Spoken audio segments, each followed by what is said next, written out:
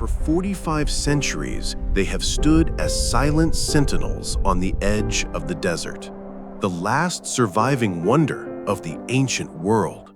Monuments so grand, so perfect in their geometry, that they seem to defy the very limits of ancient technology. The accepted story is simple. They are tombs, lavish graves for powerful kings. A story of stone and sweat, of royal ego and a stairway to the heavens. But what if that's not the whole story?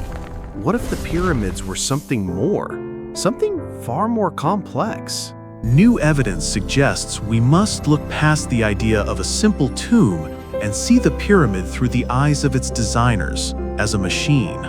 A star machine, engineered with breathtaking precision to interact with the Earth and the stars. To understand this theory, we must explore the worldview of its builders. Their beliefs about the afterlife were complex. They saw it as a journey through a dangerous realm called the Duat. To navigate this, the pharaoh's body was preserved and their tombs were filled with spells and guides. Their ultimate goal was to join the imperishable stars, the stars that never set. This is the first piece of evidence. The pyramids are not placed randomly. They are aligned to a celestial map. The layout on the ground is a mirror of the heavens, with the Nile River reflecting the path of the Milky Way. This suggests the structure was anchored in both time and space, a focal point between the Earth and the cosmos. Each pyramid is aligned to the cardinal points with a precision that baffles modern engineers, off by less than 1/15 of a degree.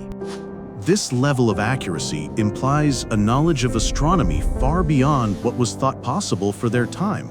They were not just observing the stars, they were encoding their movements into the very foundation of their world.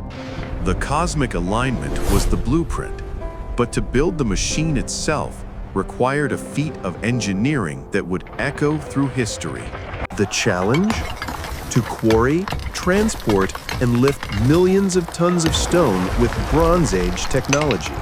The secret to their success lay not in lost arts, but in the sheer, focused power of human ingenuity and organization. 2.5 million blocks for the Great Pyramid alone, some weighing as much as 80 tons, quarried and shaped hundreds of miles away. The lifeblood of the project was the Nile. Each year, its floodwaters created a natural highway for their ambitious work. Archaeological evidence, like the Diary of Mur, confirms a highly organized system of canals and artificial harbors built right to the base of the plateau. Once at the site, the greatest challenge began, lifting these behemoths to impossible heights. The mystery of the ramps has long been debated. Were they long and straight? Or did they wrap around the pyramid like a corkscrew? Recent studies suggest a more ingenious solution, an internal ramp spiraling upwards within the body of the pyramid itself. This method would save enormous time and materials, leaving no trace on the pyramid's exterior. The workforce was not a mass of slaves, but a rotating core of skilled laborers. They were well-fed, housed, and respected. To build the pyramid was a national project, a form of sacred duty they believed would ensure cosmic order, or Mot. A city of the living, dedicated to building a house for eternity for their king. Excavations revealed they ate the best meat, drank beer, and received medical care. This was a project of national pride. Their tools were simple but effective: copper saws that cut with the aid of abrasive sand, and stone pounders of hard dolerite.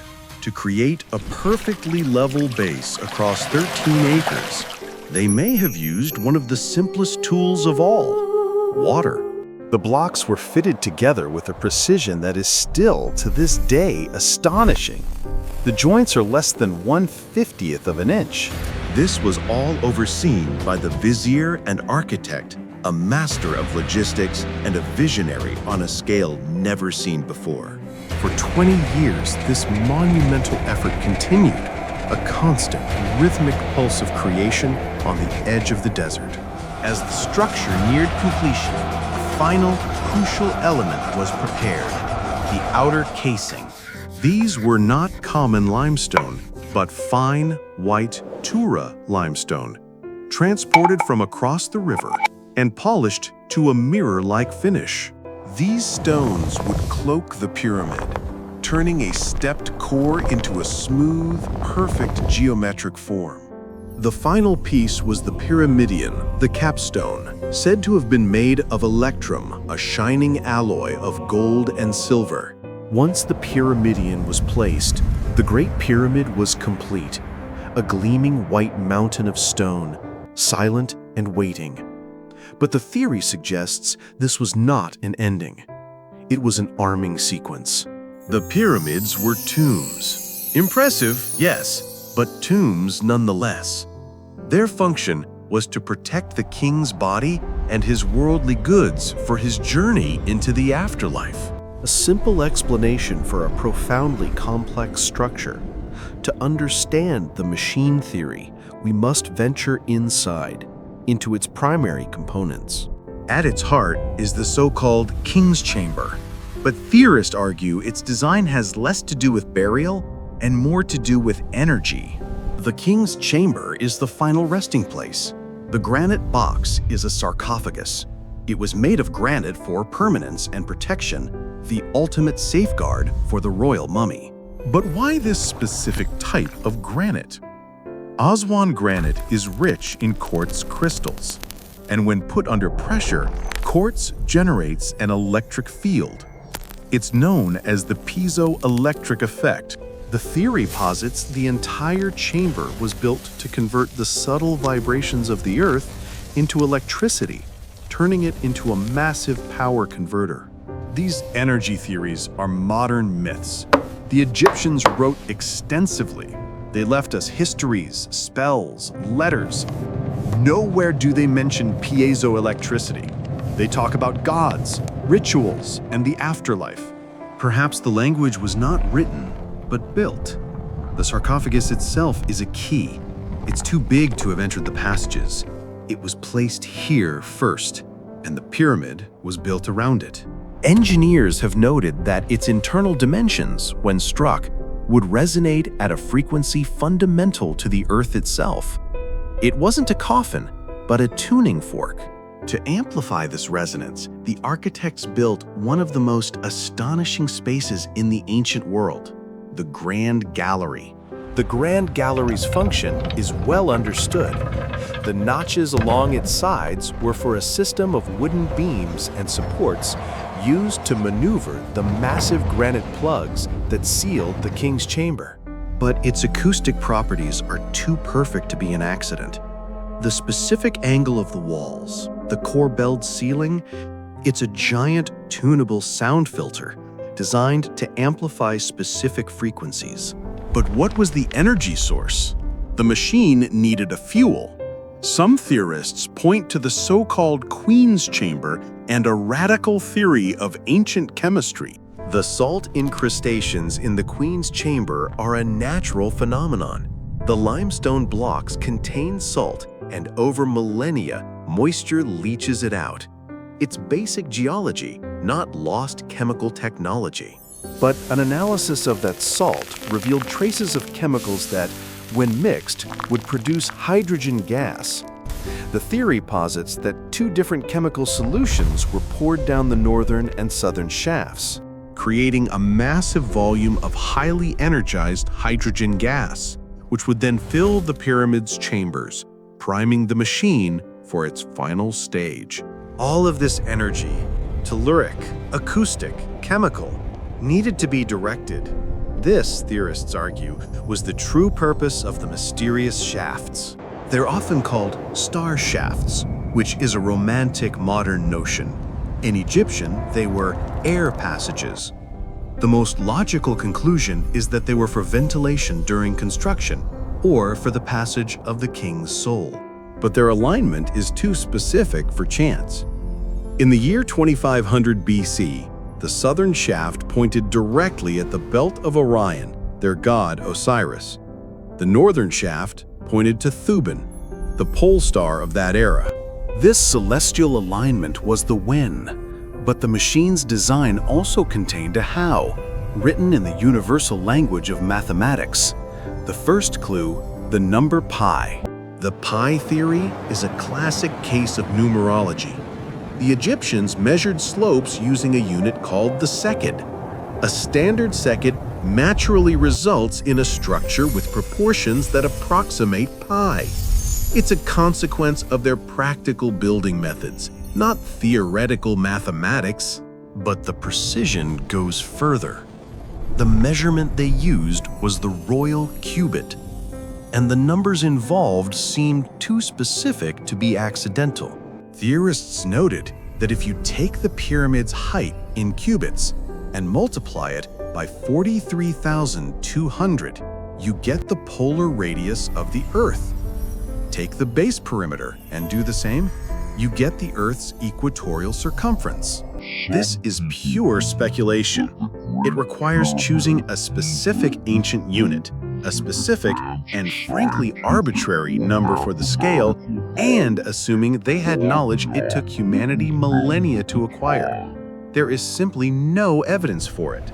Perhaps, but pi isn't the only divine number encoded in the design. The golden ratio, phi, a universal constant of design and beauty, is also present. It's found again in the very heart of the machine, in the precise proportions of the king's chamber. The golden ratio is a Greek concept, formalized by Euclid long after the pyramids were built. You can find phi in almost anything if you look hard enough. It's a human tendency to see patterns. It is not, however, proof of ancient, secret knowledge. A coincidence of pi? A coincidence of phi? A coincidence of geodetic data? How many coincidences are required before we consider intent? This mathematical precision was encased in a shell of breathtaking beauty. Over 100,000 casing stones of polished white Tura limestone. The casing stones were about prestige. The pharaoh wanted a monument that would awe anyone who saw it, a brilliant white mountain that gleamed in the sun. It's a statement of power and piety, not a component in a machine. But the choice of material is key. Limestone is an excellent electrical insulator. The theory suggests this white shell was not just for beauty, but to electrically isolate the entire structure from the outside world. Isolating what precisely? The immense pressures being managed inside. Above the king's chamber lie 5 more chambers long thought to be for relieving weight. And that's exactly what they are. The builders knew the flat roof of the king's chamber was a weak point. This ingenious system of stacked chambers distributes the colossal weight of the pyramid's core away from the chamber below. It's a masterpiece of structural engineering. But again, the acoustics are too specific. Each chamber is a different height. This creates a harmonic stack, like a series of organ pipes, capable of filtering destructive vibrations while amplifying the specific resonant frequency of the chamber below. But if this was a chemical and sonic machine, it needed plumbing. Deep inside the pyramid lies a strange winding tunnel known as the well shaft. The well shaft was almost certainly an escape route. After the workers slid the great granite plugs into place to seal the ascending passage, this was their only way out. It's a practical solution to a practical problem. Or was it a gas pipe? A way to vent the enormous pressure of the hydrogen reaction, and a conduit to deliver the liquids that started it. The final piece of the chemical engine. The final component was the pyramidion itself. Not just an alloy of gold and silver, but a single, massive, purpose-built crystal. There is absolutely no evidence for a crystal capstone. Zero. The ancient records that mention it use the word electrum, a gold and silver alloy. It was to be a beacon for the sun god Ra. catching the first and last rays of the sun. But in this theory, the crystal wasn't just for show. It was the focusing lens, the final amplifier for the beam of energy the machine was designed to create. Who could have conceived such a thing? A project of this complexity would require a forgotten science mastered by a secretive priesthood of technicians. They were brilliant architects and engineers, not physicists. We have their names: Hemiuno, Vizier to Khufu. They were state officials, masters of logistics. To turn them into a secret society of scientists is to disrespect their real, documented genius. But the tradition may have started earlier, with the architect who was later deified as a god of wisdom and medicine, Imhotep, builder of the very first pyramid. So we have a power source, drawing energy from the earth, a chemical engine, producing fuel, a resonance chamber to amplify sound, a harmonic filter, and a celestial timer, all insulated in a non-conductive shell and focused by a crystal lens. Every element, every angle, every material, a functioning part of a single colossal machine. Or we have a tomb, a grand, beautiful, complex tomb. We don't need to invent science fiction to be in awe of it. We simply need to respect the breathtaking genius of its builders. So the theory combines all these elements: Earth's vibration converted to energy, the chemical reaction producing fuel, a resonance chamber to amplify sound, and shafts timed and aimed at a celestial target. The machine was primed. All it needed was a passenger. Not the pharaoh's body, but his consciousness, his Ka. The purpose of this entire monumental effort? To place the pharaoh's soul at the focal point of this immense energy and launch it from the earth to its destination among the stars. For centuries, the pyramid kept its secrets locked in stone. But today, we have new ways to see into the dark. Using detectors placed inside the pyramid, scientists can track these cosmic particles, creating a kind of X-ray of the structure. In 2017, the Scan Pyramids project made a stunning announcement: the discovery of a massive, hidden void above the Grand Gallery. A space as long as the Grand Gallery itself, its purpose completely unknown, a secret hidden for 4,500 years. Could this be another relieving chamber? Or part of the complex energy focusing system? A resonance chamber we never knew existed. Science is also confirming the pyramid's extraordinary physical properties. In 2018, physicists discovered the pyramid can focus electromagnetic energy.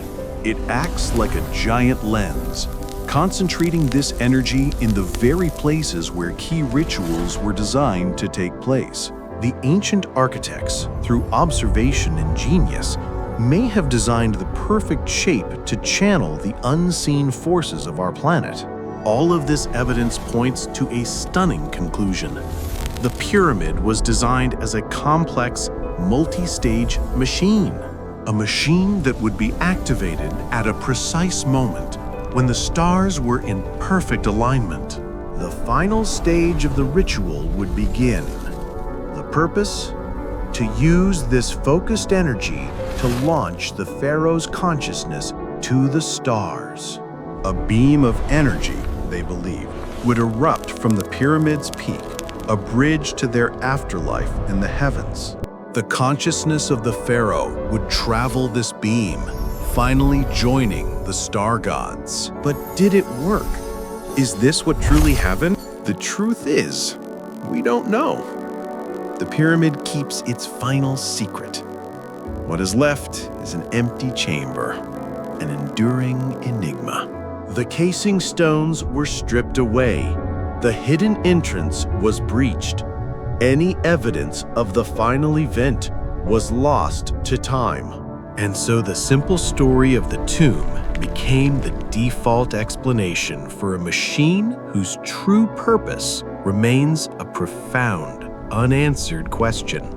But the evidence of their incredible scientific achievement remains, encoded in the stones, the angles, and the stars.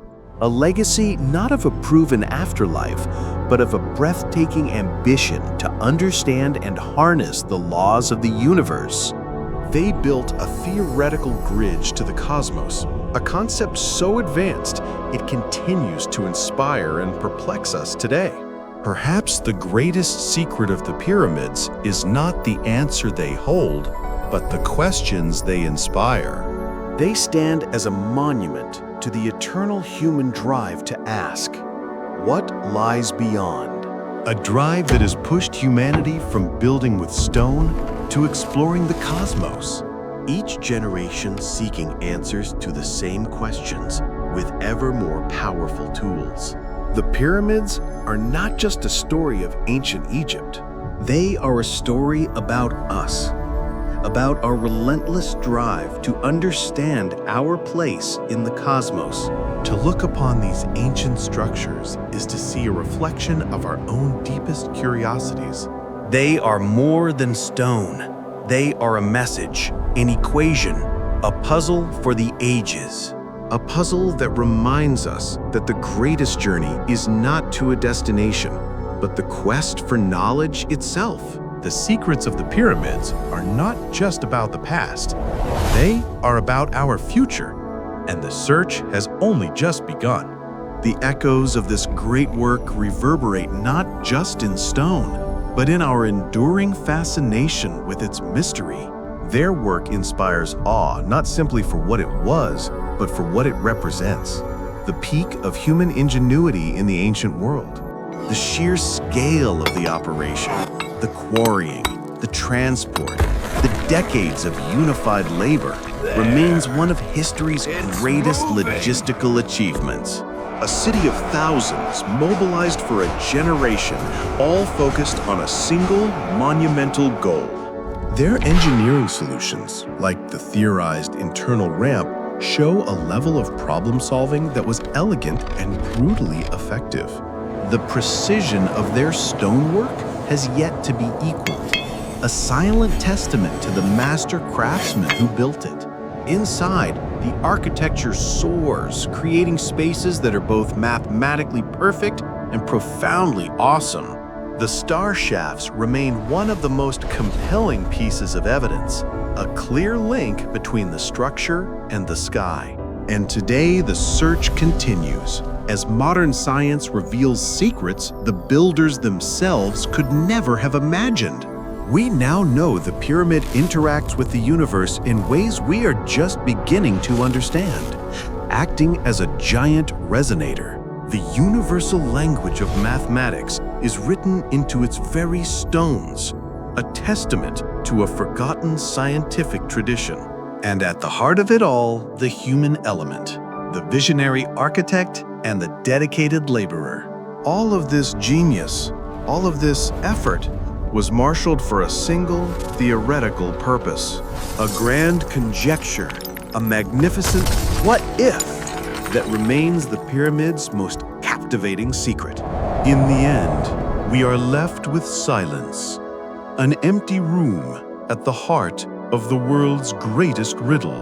The Sphinx gazes on, a silent witness to millennia of questions, its own riddle echoing the pyramids. And still, we ask the same questions. The same drive that moved the first stone now sends our probes to the stars. The pyramids are therefore more than a relic of the past. They are a mirror to our present, a story of our struggle with mortality, our quest for knowledge, and our infinite capacity for both breathtaking genius and profound mystery. The pharaohs are gone. Their empire is dust. But the pyramids remain, a silent testament to the enduring power of a great idea. They challenge us to keep exploring, to keep digging, and to never stop asking questions.